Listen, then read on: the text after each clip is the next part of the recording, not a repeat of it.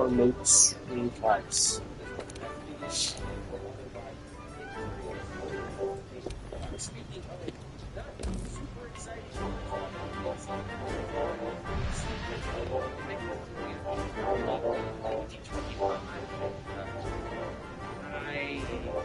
I can't offer any really cohesive objective thoughts on why that's Freddy. Like, it's this whole that I just don't get and never had interest in understanding. So I'm just gonna remain here in my ignorant club and say, if y'all like it, cool. For me, I got no idea. All right, moving along here. This game did look cool.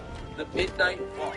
Everything you see in this game is made with clay. They define this game as a cozy horror game. It's arriving May 8th of this year. I will be all over this one. I just think it looks super unique from a visual front, which has really been something I've been seeking in video games as they push towards hyperrealism. I do like games that they just talk about South of Midnight.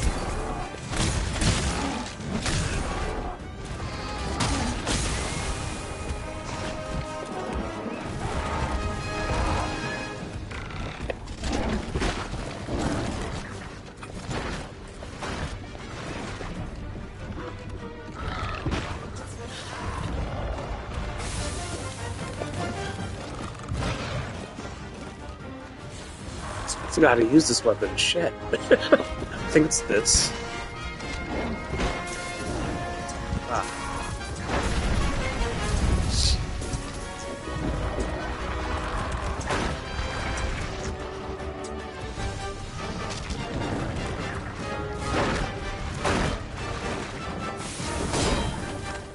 I really forgot how to use this. Okay, that's blocked. Just to put the weapon away. Okay.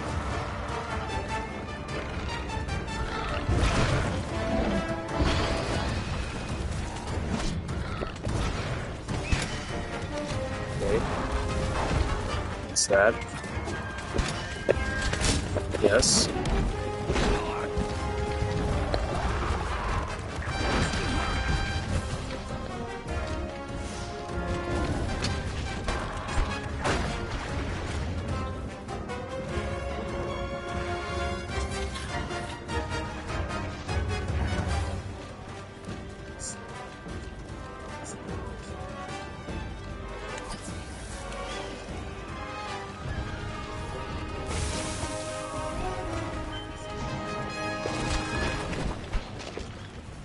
Man, I can't believe I'm really forgetting how to use this thing.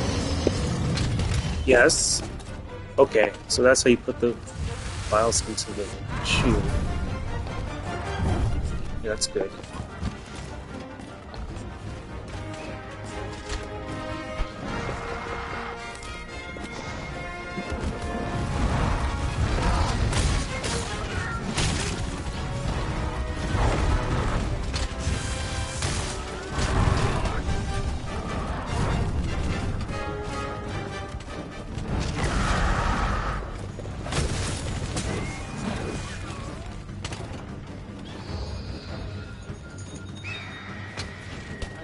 Souls-like inspired.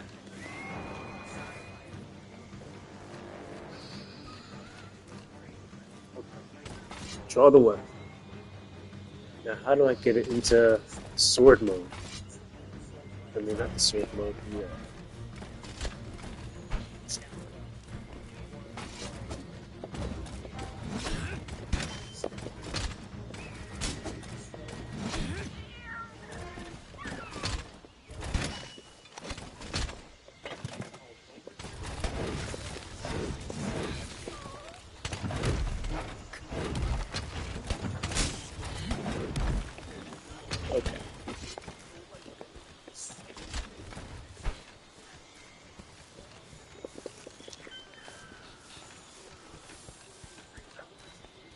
Hold on. Making some fish sticks.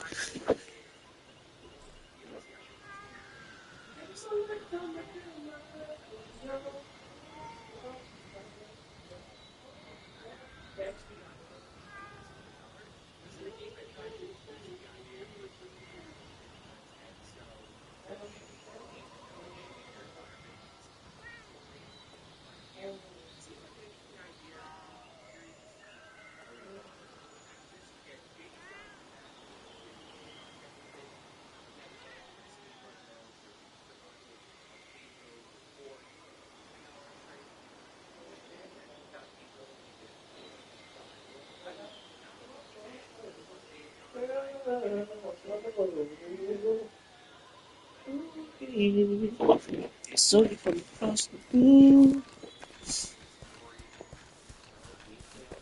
Let's go. Gourmet mushroom cap.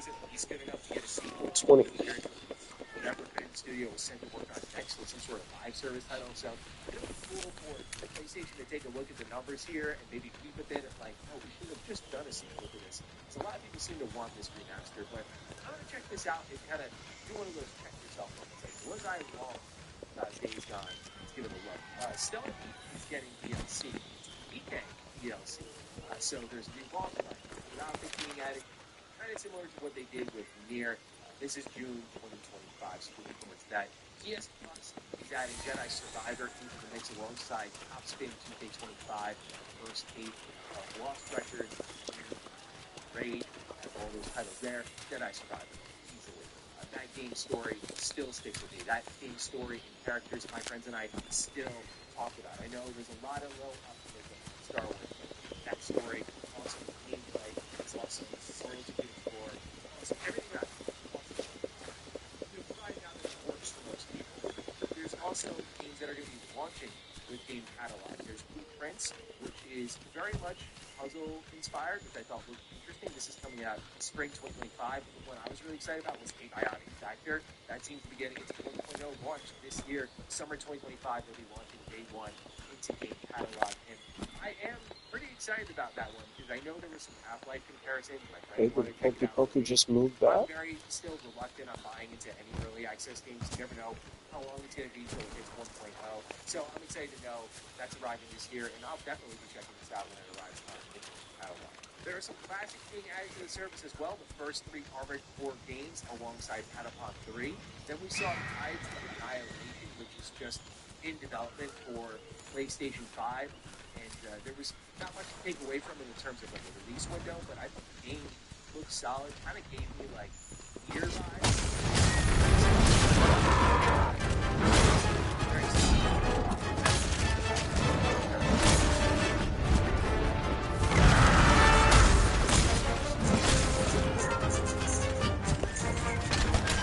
Okay, I now know how to charge. That's good. Charging is very good. It's the charge blade.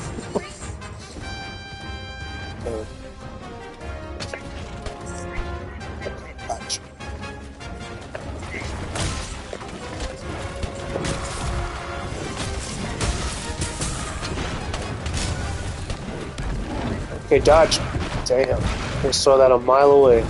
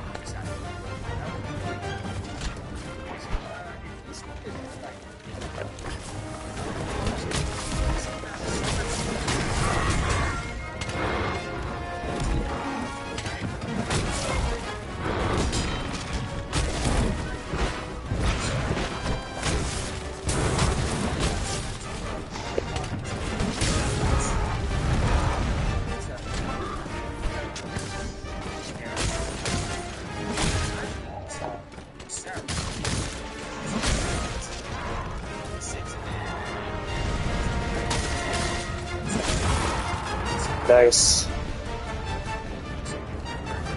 Charge. Boom. Okay. It's all coming back to me. Slowly but surely. I need that tail though.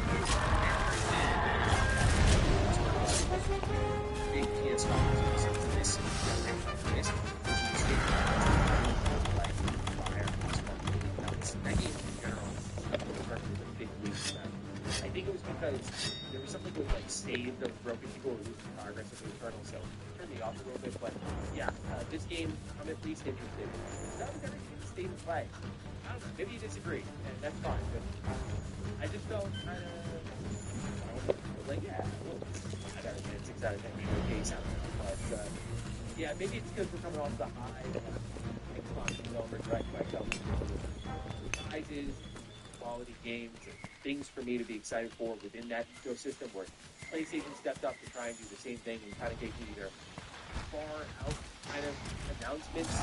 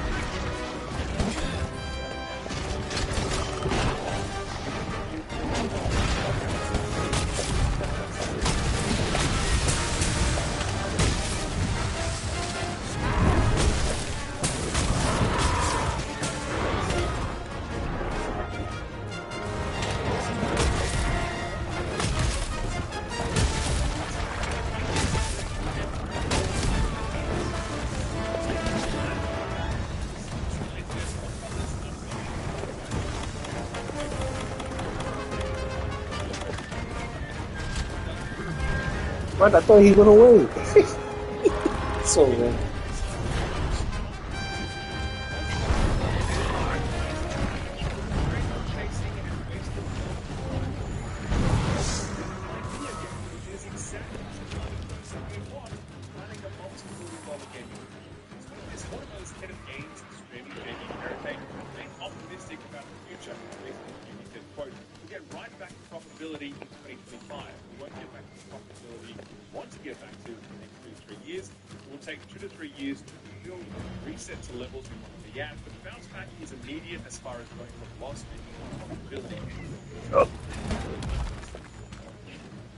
One sec.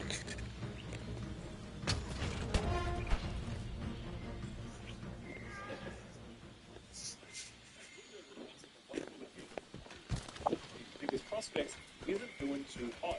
According to sources from the project, the game has already cost over $100 million to produce, and it's still a very long way from release, likely in part due to the project being completely rebooted alongside a director changeover early last year.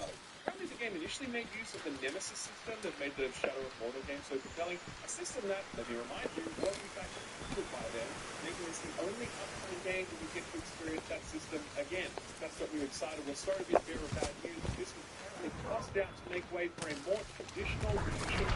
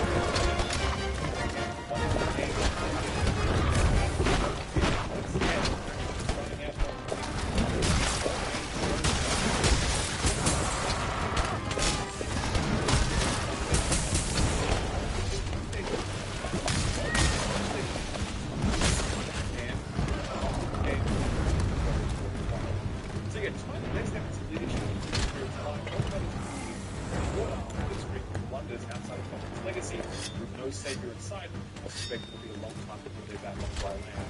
Now imagine, if you will, an alternate reality where Rocksteady kept making single-player Batman games, and where Monolith stuck with Shadow of War, and where Warner Brothers Montreal made a Game of Thrones game back when we all still cared about Game of Thrones. These are easy W's that Warner Brothers squandered as they pursued the live service fool's goal. Like every other publisher before them and since, they all have nothing to do. Similarly, what is happening to Paul and Hybrid Studio, the guy behind the third-person MOBA Spike, basically the third biggest MOBA behind League and Dota. Man, let's say that's not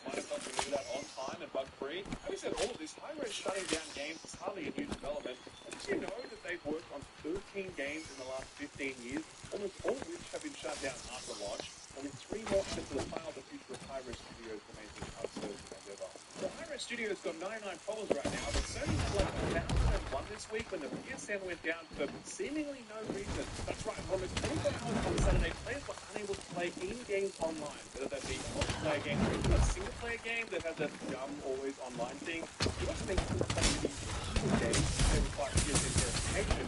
First of all, this happened the same weekend as the Monster Hunter Wild beta. Sony, how dare you? While all this was going on, what did Sony have to say themselves? Well, they took to Twitter with the following helpful post, quote, "We are aware some users are experiencing issues with PSN," end quote. Thanks guys, the company really earning their paycheck with that one. The problem was later resolved. PS Plus members were given 5 bonus days of service as compensation. Most importantly, the Monster Hunter Wild beta was extended an extra day. But yeah, Sony has still not explained what happened here, and their last explanation does seem passing strange. You will of course remember the outage back in 2011, which lasted 23 days. So the results back compromising around 77 million accounts. Hopefully it's nothing like that here. Fingers crossed the PSN stays stable for Monster Hunter Wild's launch. Because God help the network engineer who stands between a Monster Hunter fan and their listeners. People adding that Resistance, those guys from the franchise from Insomniac Games back on the PS3. It's kind of like Sony's answer to Gears of War, sort of. But the incoming CEO of the studio, Ted Price, was hosting an interview by the Sony podcast, and was quizzed about the possibility of a Resistance 4. He had this to say, quote, "We did pitch that one, and it was a wonderful concept. It was a result of a lot of Insomniac team members being passionate about extending the story further. We believe that Resistance has set up a really cool alternative history base where anything can happen with Chimera and where they go and where their origins are. We spent a lot of time working on backstory and brainstorming on what we can take this in the future," end quote. He says timing and market opportunity were why it never came to fruition, but does seem to potentially move forward with some sort of future, saying, quote, "When you work on a franchise for a long time, it's not have a chance to move on to something else. And at the same time, it's also nice to be able to come back to it. So fortunately, with Insomniac and part of Sony owns intellectual property for Resistance, we'll always have the opportunity to revisit Resistance. End quote. That's nice and all, but I'm pretty sure we know what Insomniac are working on for the next decade or so. Sadly, a Resistance game is not on that list. Now, a slight Joy-Con functionality is now confirmed, sort of. After being teased in the new console's reveal trailer, four patents were recently made public by the World Intellectual Property Organization, providing a detailed look at the inner workings of the Switch 2 Joy-Cons, proving that, at least according to the patent, Joy-Cons will be used as a mouse when their edge side is held against a flat surface. Pretty much the only new feature coming to the Switch 2, so I guess we'll take what we can get. Paradox Interactive continued their acquisition crusade with the recent pickup of Haven the Game, strategy game studio business titles like Surviving Mars, Dragon Alliance 3, and Tropico. The acquisition price was not disclosed, but Gabriel Debrev, the founder of the studio, seems pretty chuffed, saying, quote, "We're delighted to become part of the Paradox family. The cultural fit between our companies is remarkable, and we already feel at home. This partnership empowers us to push the boundaries of our games, delivering deeper and more intense experiences to our players. It also opens new horizons for our team, technology, and creative processes, which we're committed to support." Paradox has had a less than stellar year, or a couple of years really, and I'm surprised they had to cash for an acquisition. Speaking of cash, earnings full season is still rolling through this week, and Take-Two Interactive put on quite a show. They seem pretty content right now with their net income sitting at $1.37 billion, up 3% last quarter. The Fall of Borderlands 4 is still planned for sometime this year, and it appears as though GTA 6 is still on track for a full 2025 release despite rumors of a delay, which I'm sure is comforting to hear for the many studios sheepishly holding off on game releases around that period.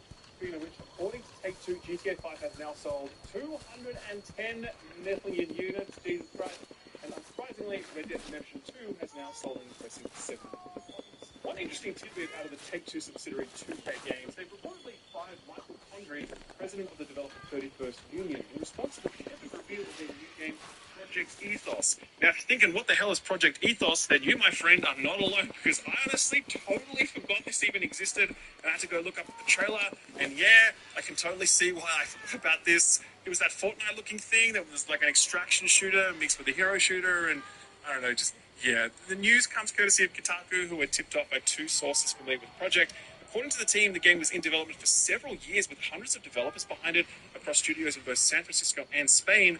But I mean, yeah, just look at this. Like, I don't know, man. It does not seem like it's the next big thing. 2K made a statement to Kotaku saying, quote, "Michael will be transitioning his role in the short term to focus on advising on the future of Project Ethos. We remain very committed to the forward path of Project Ethos and the people and culture of the 31st Union Studio," end quote. So yeah, despite Condrey leaving the team, the game will, I guess, continue chugging along.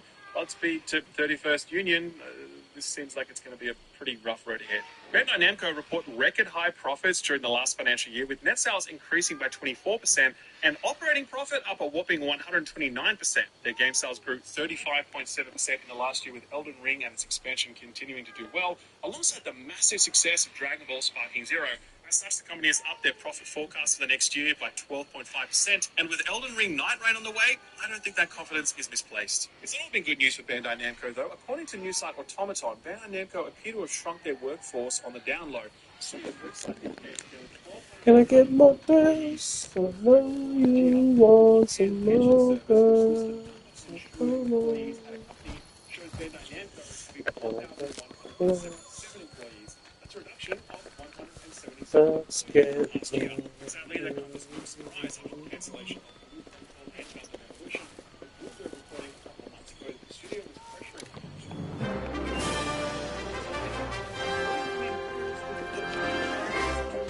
like a Japanese severance or some shit. It's incredibly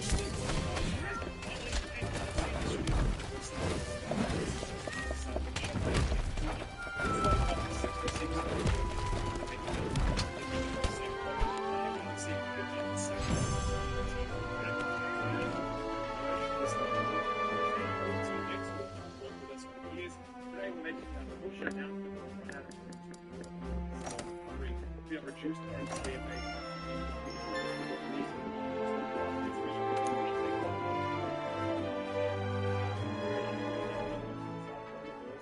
support studio on PC ports for Uncharted and The Last of Us. Hope those affected are able to land on their feet soon, and the studio can figure out its next steps. So what got announced or delayed this week? Not a whole lot of announcements this week, actually. And one of the announcements wasn't even supposed to be out there right now. It seems like someone on the PlayStation storefront pulled a lever that they weren't supposed to pull. And as a result, a new Okay, trailer partner. and store page I've update set up will come quests between for the Metal Fire Gear Solid Wyvern 3 and the went Horn live. Wyvern. The release date and everything. That date is August 28th this year, so it's very sensible right now. The page and trailer have been pulled. I think it's pretty safe to assume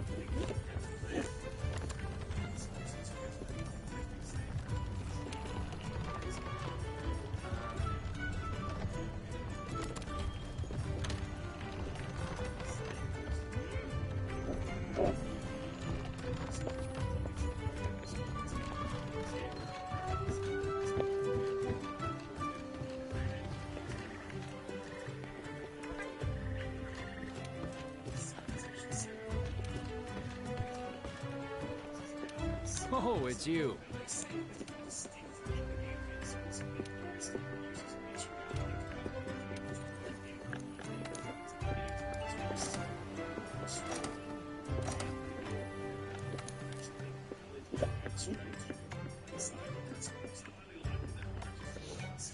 I think the mushroom honey. Always more honey.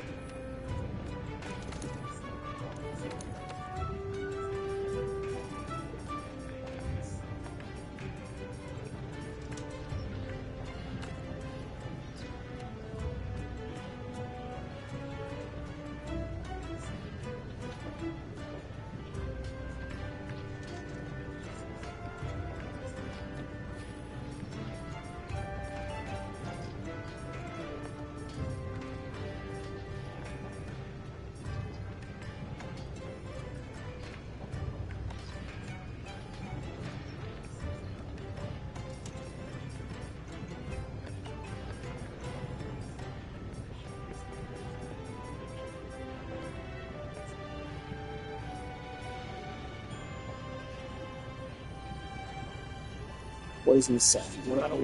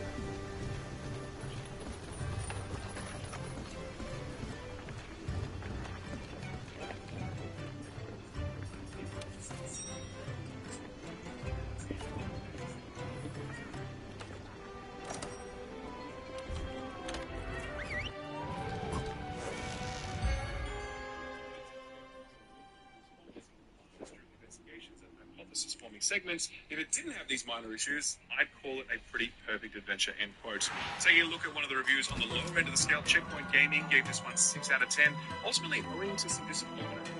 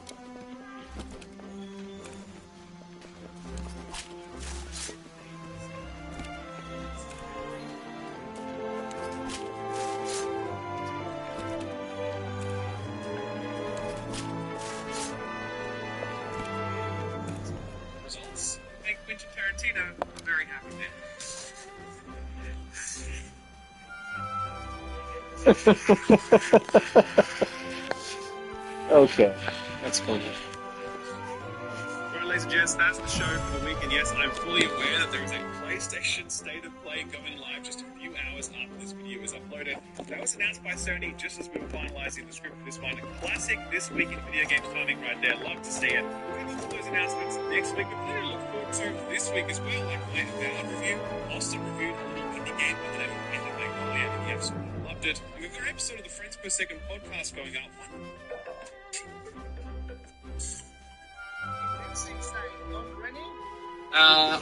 Probably. Why not? The last ever Merseyside derby at Goodison Park. It had to end in multiple red cards and a punch-up.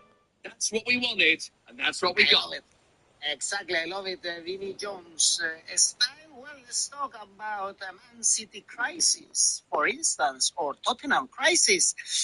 Guys, you, of course, leave your comments, press the like, subscribe. Let's go on now with the show.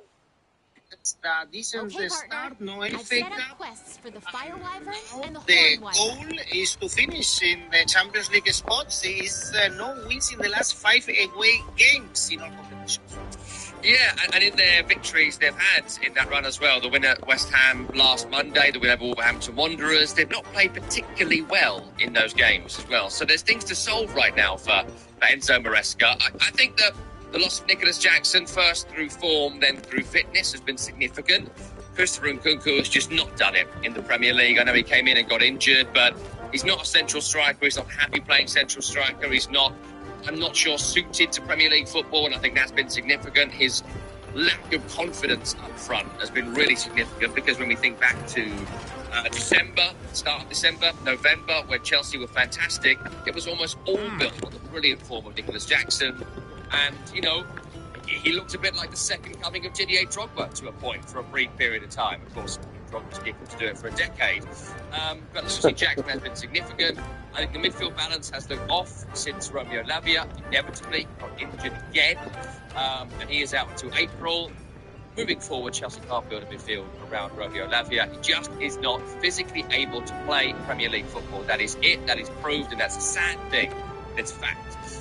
And the Enzo Fernandez, Moises Caicedo midfield balance doesn't look right. And Reece James, you know, last week on Monday Night Football, he got outpaced by Carlos Soler. And I was just watching it thinking, that's troubling. Reece James is one of the fastest players in English football. He has been for the last 2 or 3 seasons. Carlos Soler is a stagecoach. And if you're getting outpaced by a stagecoach, something has gone wrong. Whether he can't get to that pace anymore, I don't know. But that's a concern. So little issues all over the field for Chelsea. And of course, in goal, Jorgensen is likely to play in this game on Friday. Is he significantly better than Robert Sanchez? I don't know. So lots to solve for Chelsea. And they are now starting to look like a mishmash of a squad, which is kind of what you expect when you spend that sort of money, but do it a bit inconsistently. So we'll see on Chelsea, but certainly the form is off. In terms of Brighton, great performance in the FA Cup last week, considering before that they'd been beaten by Nottingham Forest. We predicted they would lose to Forest. We had Forest scoring goals, we had Chris Wood scoring, we had all of that. We didn't have 7. Like we had a Forest win, we did not have 7-0. So that shocked me. And that took me back a bit, what happened last week. So they really needed that in the FA Cup following on. But the issue here for Brighton, as it's been for a long time, is that so many players continue to struggle with fitness. Carlos Baleba a doubt for this one. Yasser Yari a doubt for this one. I like stamina, man. I like having my stamina be like hella long and not diminishing super fast. I think that's the thing that Fabian Hertz. Divine Blessing is like one of the best skills I've come across. They've played at points. The midfield can't be Jack Hinchelwood and another. And if they haven't got the players I mentioned, just the Pommeries. it has been off. So it's going to be really interesting to see how Brighton set up in this game. It's going to be interesting to see how they get the best out of some really good attacking players. But frankly, I don't see much change from the FA Cup game. I think this will be almost a carbon copy of that game. Take the Brighton win at 3.06. Love that as the first tip. They've already won this game. And Chelsea, as you mentioned, away from home have been struggling. So go for that as the top tip. And again, follow the pattern of the game in the FA Cup. Brighton are both teams to score. It happens in the vast majority of Brighton games. The Man United win, the Chelsea win, Look at that at 4.5. Incredible odds for something that's coming so consistently across the season. Take that. If you are looking at Chelsea, the only thing I'm taking right now is anything to do with Cole Palmer. He's involved in everything good about them to score or assist. It's only 1.65. You bundle that into something else and you'll make some money. Well, Chelsea are the kings of both teams to score, and Brighton is only one step below. Actually, 71% of the games for Brighton, 75 for Chelsea. Backing your both teams to score. Everyone agrees, actually, on both teams to score. Leo, Elijah, and Creek is asking you to predict both teams to score. Yeah, your wishes are orders. As let's move to the next game. Leicester City, Arsenal. I'm guessing you are tipping here a huge win for Arsenal, taking in consideration Leicester do the bottom three, no option according to the bookies for this game. And to win at home is 12.5. This is kind of embarrassing, especially because they still have options to stay in the Premier League. Lost to United in the FA Cup. It's only one win in the last 10 against Arsenal. I guess it was a big blow. The defeat against Newcastle could be. Yeah, look, I think that Arsenal had lost the Carabao Cup semi-finals in the first leg as opposed to the second leg. It wasn't a great performance at St James's Park, but they were coming from a 2-0 deficit at one of the toughest grounds in the country. And so, what does anyone expect from any team? And the other thing to note now with Arsenal is that Kai Havertz is now out for the rest of this season, injured on the Dubai training camp they've been on. So Havertz has pulled his hamstring. Jesus has done his cruciate. And again, we go back to the January transfer window and we go back to the summer transfer window. Buy a striker. Buy a striker. Get a striker in. Buy a striker. Why aren't you buying a striker? Another window comes. Buy a striker. Another window comes. Buy a striker. Another window comes. Buy a striker. Like, it's so stupid at this point. And we can talk about, not being able to get elite strikers, Isak or Gyökeres or whatever. Fine, Watkins, you can't get these guys. But no one. Raheem Sterling might have to be up front. I heard a rumour this morning, I don't know how true this is, we'll find out at the weekend, that they might be planning on playing Mikel Merino up front because they've got no one else who could play there. It's insane they didn't do it. And you look across the two transfer windows this season, the summer and January, the only attacking player they bought Arsenal was Raheem Sterling. And it was the biggest issue last season. It's the biggest issue this season. And they haven't solved it. And they've spent money. Like Calafiori, forgive me, I don't have it now, but he was about 40 million. They spent money at left back. No, stop. No more transfers till you buy a striker. You are banned. Because it's going to cost them. It's going to cost them. They are going to win the league this year without a striker. I still think they'll win this game, but overall, that's done Arsenal. That's finished in this season in Champions League and Premier League. But look, they're defensively solid still. They will have enough in, hopefully, the returning Bukayo Saka in a couple of weeks and Gabriel Martinelli and Leandro Trossard to win enough games to finish in the top four to win this particular game. But it's going to cost them in the overall narrative. Can't see him conceding a goal here. Can't see him struggling a great deal here because Leicester are so poor. And it's been, my analysis of them has remained pretty consistent across the season. They don't have good enough players. They don't have a good enough back line. They don't have a strong enough midfield. And as much as it was fun to watch Harry Winks and Oliver Skipp return to Tottenham a couple of weeks ago and get the win there, wins are anomalous as opposed to consistencies. And Jamie Vardy, 7 goals this season for a player of 38 years of age. Really, really impressive. But they have relied on him all season. And 5 years ago, probably could have done it. He'd be on 20 this season, but you can't now, and you can't get 90 minutes out of him, and beyond that, there's a real lack of quality in this Leicester squad. So, you can't back a Leicester win on their form, you can't back a Leicester clean sheet, considering it's 53 goals conceded, it's 1 win in the last 5, that was the anomalous victory at Spurs. I'll take the Arsenal win at 1.32, Arsenal win without conceding is 2.1, the reason I go with that is because even though Arsenal conceded a few goals this season, I'm thinking about the victory against Wolverhampton Wanderers. I'm thinking about their performance against Dinamo Zagreb. If they take the lead in this game, it is game over. They will take the lead in this game. They'll win a low-scoring without conceding. And, of course, Gabriel to score from a corner. Stick with it.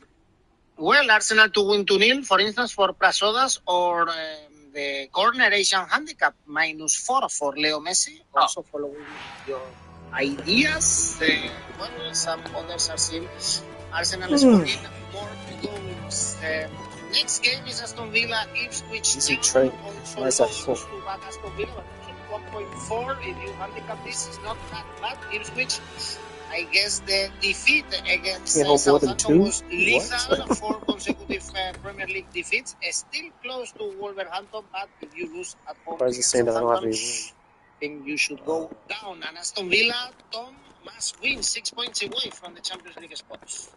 Yes, and the great news for Villa is they weren't playing in this round of the Champions League, and so they haven't got to continue to Okay, I struggle don't have any after room playing in in the Europe station. in the Premier League. A week off without a game, what a treat for Aston Villa. And they've been able to work on this front line. There was a moment during the Spurs game, and I don't know if you felt it too, or people watching felt it.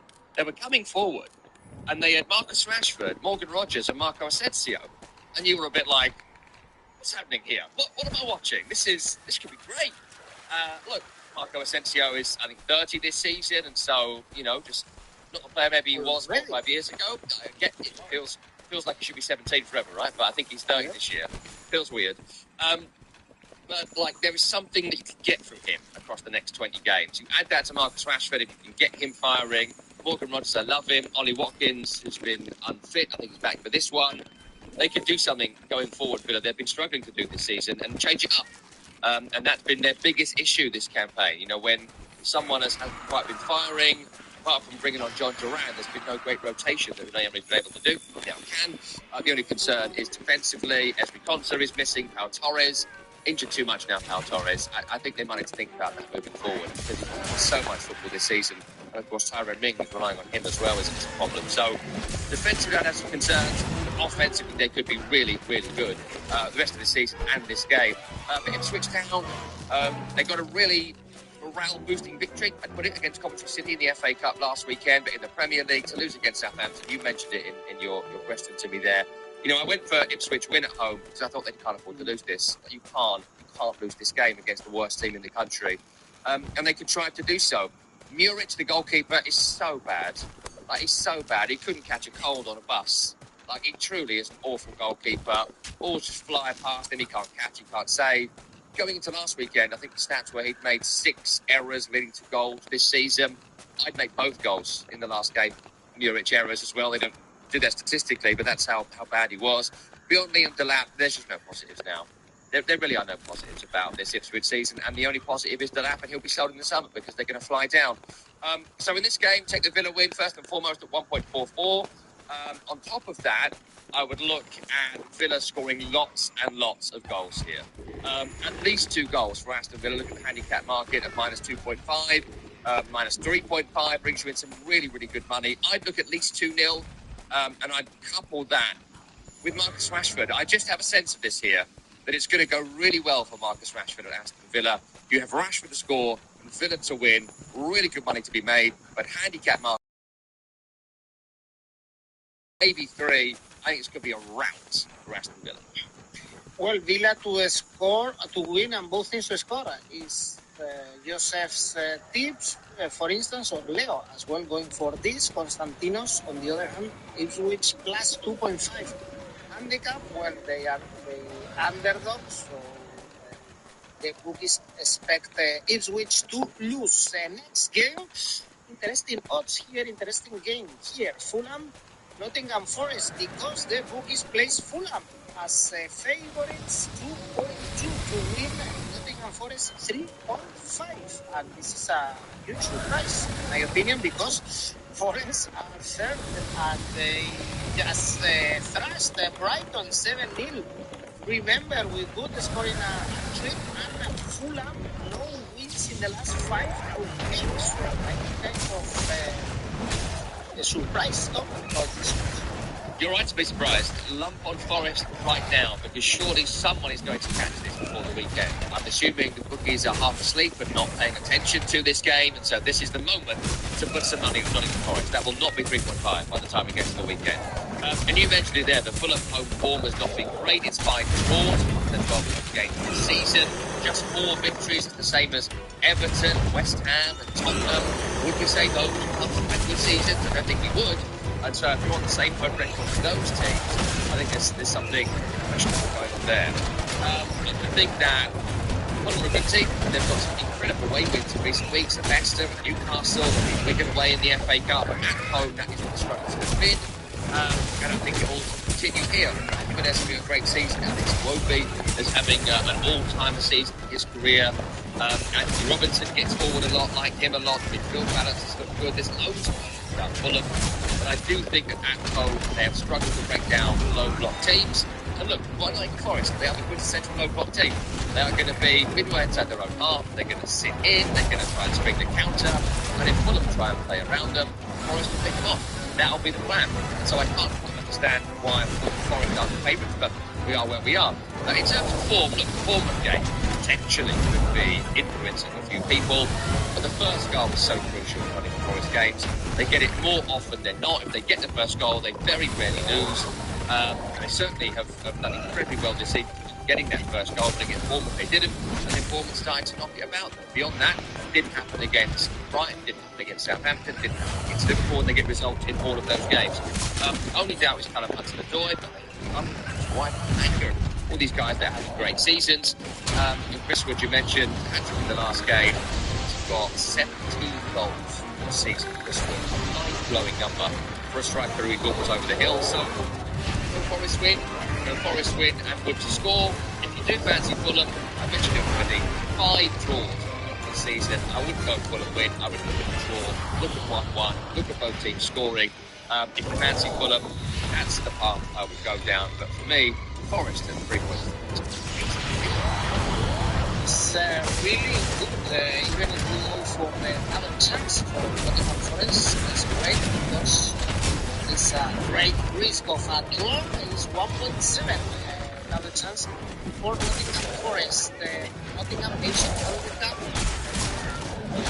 0.20. Is this? Yeah. It's a good idea, of course, to handicap Nottingham Forest or Nottingham Forest draw Novet is another good option for this game. Of course, we don't understand this. Next game is Newcastle, really interesting game. Both fighting for the Champions League spot. Probably the spot will go to the Champions League next season. We have Man City in big crisis, even more after losing to Real Madrid. Was 2-3 in the last minutes, but it's not that I say that, but they deserve to lose by a bigger margin. They conceded so many chances. They were very lucky that Mbappe or Bellingham missed 2, 3, 4 chances in front of the goalkeeper, or even struggled to beat Leyton Orient in the cup. So for instance, Kevin De Bruyne absolutely out of focus of Grealish. And defense is a solid opportunity for Newcastle to get points from here with Man City. I guess also thinking the Bernabeu. Terrific chance for Newcastle United here. I mean, look, Man City, you summed it up quite nicely there. The big players, the star players, beyond the Haaland aren't performing, be it they're on the downslope like Kevin De Bruyne, or they're just so it's hard to watch like Jack Grealish, or maybe there are players that just aren't big enough for the kind of game that City are in. I think Savinho is a player, but no real business being in a game for Man City against Real Madrid in the Champions League. He looks like he's not quite ready for that yet. Defensively, we talk about it a lot, but losing Rodri and having no kind of replacement for him across the last few months has cost them, and they've tried lots of combinations now. Kovacic and Lewis and Gonzalez will play in this game, we'll find out, but they've looked off. They haven't had that cover for the defenders, the up midfielders, and there's gaps in behind, and they all look totally exposed. And also, Mateus Nunes at fullback, let's stop doing this. Okay, he's not a fullback. He got Muller at Leyton Orient, and you're continuing to do it. It doesn't make sense to me. And in this game, it's going to be up against Anthony Gordon, or if they switch Jacob Murphy, or if Harvey Barnes is fit. I mean, that's going to be a nightmare for Man City, so I wouldn't do that. At least they have Erling Haaland scored, right? I mean, it's 19 goals in the Premier League this season. Scored in the Champions League, a couple of goals against Real Madrid. We can criticise Erling Haaland as much as we want, and there are maybe elements of his build-up play that continue to need improvement, even though there's been some good stuff recently. The turnaround corner to Foden against Chelsea was very impressive, but, you know, he scores goals consistently, and he's got 19 goals. Without Erling Haaland, Man City would really be in trouble this season. They'd be lower mid-table because the rest of them have struggled so much, including the goalkeeper, by the way. For a second, I thought it was Muric in Ipswich who was a goal against Real Madrid. But what is he doing? In the sixth doing? What's doing for any of the goals? The chest. Great assist. The goals they're doing, it's just so bad. But then Ortega was awful against Arsenal. Like that Lewis Skelly shot straight at him. So you can't blame Pep for that. Both goalkeepers are so bad at the moment, and they're right on form. So there are loads of issues with Man City. With Newcastle, you've got to fancy them here. They've had a couple of moments where they have let us down. Think about the Fulham game and the Bournemouth game, where at home, at points, when it hasn't turned their way, they've gone on to lose. But if you look at the Southampton victory, the Carabao Cup against Arsenal, winning it early with the FA Cup, many people didn't watch that game. It was brilliant, and it was tough, and it was hard, and it was gritty. I know actually get the League One side, but they fought their way out of it. There is something about Newcastle. The defensive back to its proper balance of Fabian Schär and Sven Botman. Hopefully Botman will be fit for this round, and there's some doubts about him. The midfield balance looks great, even with Joe Linton out. They've still got a good trio of players there they can play, with Bruno Guimaraes and Tonali in terrific form. And up front, I've mentioned the strikers, but not Isak gets 17 Premier League goals this season is outstanding. 3.8, can't believe it. Take it, step your hand off. Newcastle to win at 3.8. I'd absolutely fancy that, considering that City have lost 2 of their last 3, quite heavily to Real Madrid and Arsenal in terms of goals conceded, 8 in those 2 games. Also, let Leyton Orient score against them. Isak to score and Newcastle to win, like that as well. And when you consider the time off the 2 teams have had, the lack of rotation that City are going to be able to do, I really fancy Newcastle here. Take the draw as well. There's money to be made. Nothing really worth betting on with Man City, frankly. If you want them to win, it's Haaland and City. But at 3.8 or 4.3 the draw, you've got to take a punt on Newcastle here. If they're ever going to win a game like this, this is the scenario. And what the hell was doing also Rico Lewis in the third goal? The ball was going towards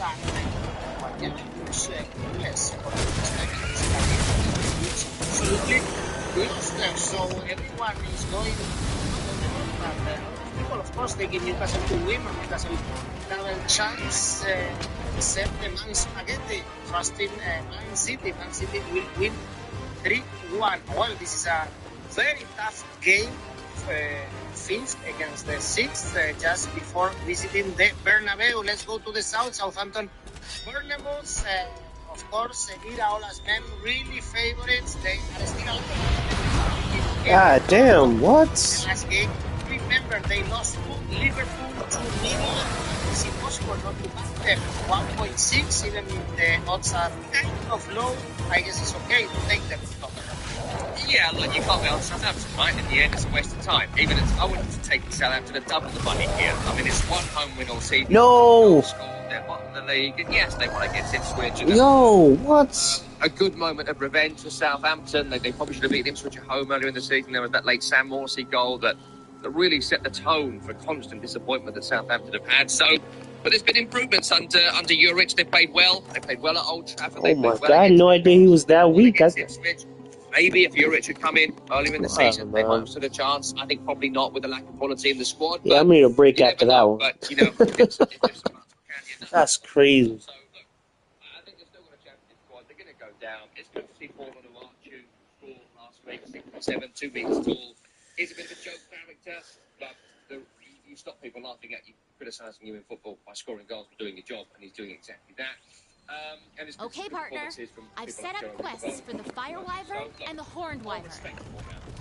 This game was 4 months ago.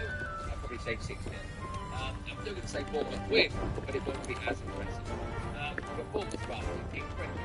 I mean, they played well against Liverpool. I think they have a good duty.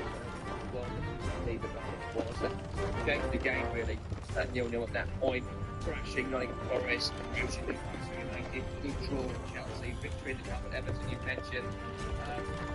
In the form of Semenyo, they probably have the two most important players in the league right now, scoring goals, breaking chances, wreaking havoc, people like Tavernier are coming back, all of the turnaround and returning to fitness, great balance down there, and of course the centre halves. as well. It's particularly Houghton at centre half has been absolutely fantastic. Kepa's makes a great save. Has been brilliant. Loads of players in good form. You know how they play. You've got to outwork them. You've got to outfight them. And you've got to stop these buzzing attackers from getting in the game.